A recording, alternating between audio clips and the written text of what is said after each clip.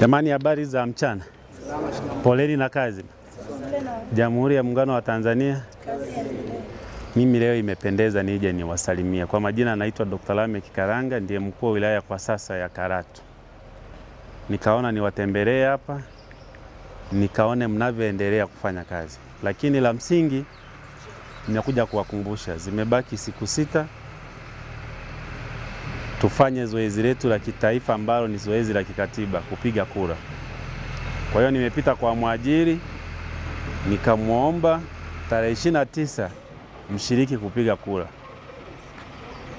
na yeye ameridhia kwamba tarehe 29 hakuna kazi, watu wote watashiriki kupiga kura. Lakini lingine, pamoja na kwamba tunashiriki kupiga kura, shughuli zingine zitakuwa zinaendelea kama kawaida. Hakutakuwepo na uvunjivu wa amani.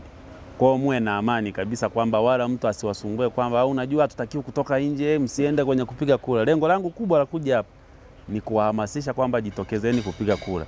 Wilaya iko shwari, tumejiandaa vya kutosha kuhakikisha kwamba amani iliyokuwepo inaendelea kuwepo na tunaendelea kuimarisha. Watu wafanye biashara zao, watu wapige kura, wengine wakasherehekee kama wanasherehekea. Na sisi tutahakikisha kwamba nyie na mali zenu zinakuwa wapi? Salama. Tunaelewana ndugu zangu? Kwa hiyo siku tumeshakubaliana hapa na mwajiri, na ni maeneo yote ya huku. Sio kwamba ni hapa tu. Wote nitawapitia wote mpaka nitawamaliza. Unatoka kwako, unaenda unapiga kura yako, unaendelea na shughuli zako kama kawaida. Kwa hiyo usalama upo wa kutosha. Kwa hiyo msipate mawazo kutoka kwa watu au kwenye mitandao kwamba siku hakuna kutoka nje. Unajua kuna maandamano, hakuna cha maandamano. Tunaelewana ndugu zangu? Kwa hiyo sisi tujitokeze kupiga kura, ni haki yako ya msingi ya kikatiba kuhakikisha kwamba unapiga kura kumchagua kiongozi wako nayeona kwamba anafaa kukupa maendeleo. Baada ya kusema hayo machache, niwashukuru sana, najua mmetoka kazini, mnataka kwenda nyumbani. Niwatakie pia na safari njema mnapokwenda nyumbani. Sawa?